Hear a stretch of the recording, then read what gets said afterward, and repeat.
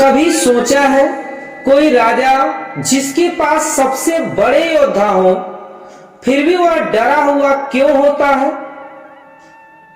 क्यों कोई शक्ति होते हुए भी खुद को कमजोर समझता है? आज हम गीता के उस श्लोक तक पहुंचेंगे जहां दुर्योधन अपने होठों से अपने ही अंत की कहानी कहता है। श्रीमद् भागवत गीता अध्याय 1 श्लोक 10।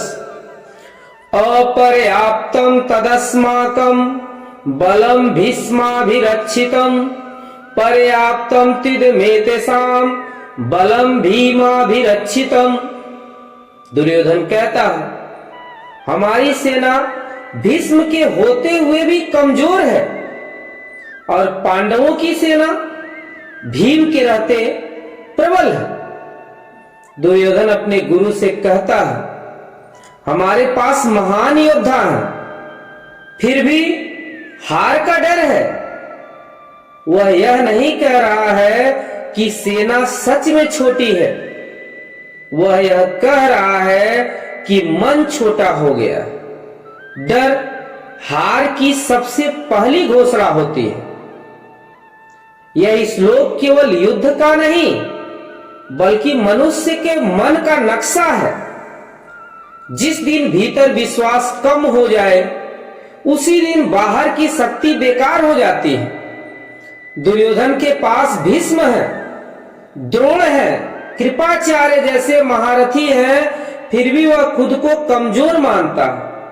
और पांडवों के पास कम सेना है लेकिन धर्म का साथ है, कृष्ण का हाथ है।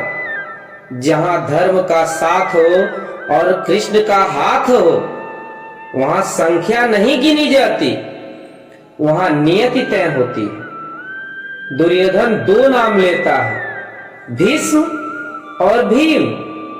भीष्म जो अनुभव का प्रतीक है, भीम जो ऊर्जा का सोर्स है।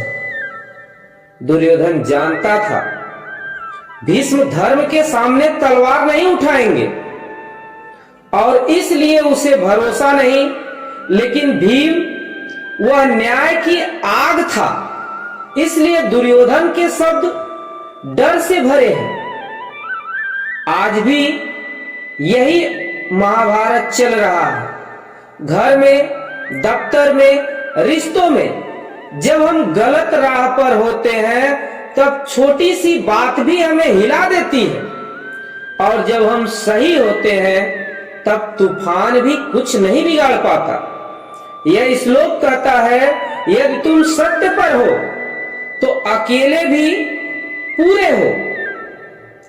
जिसके भीतर भय है उसकी विजय अस्थायी होती है और जिसके भीतर धर्म होता है उसकी हार भी महान होती है।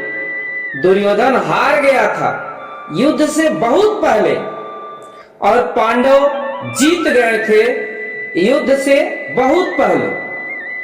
गीता कहती नहीं समझाती है। श्लोक 10 हमें बताता है कि जीवन की सबसे बड़ी लड़ाई बाहर नहीं भीतर होती और जो भीतर जीत गया वही इतिहास जीत गया।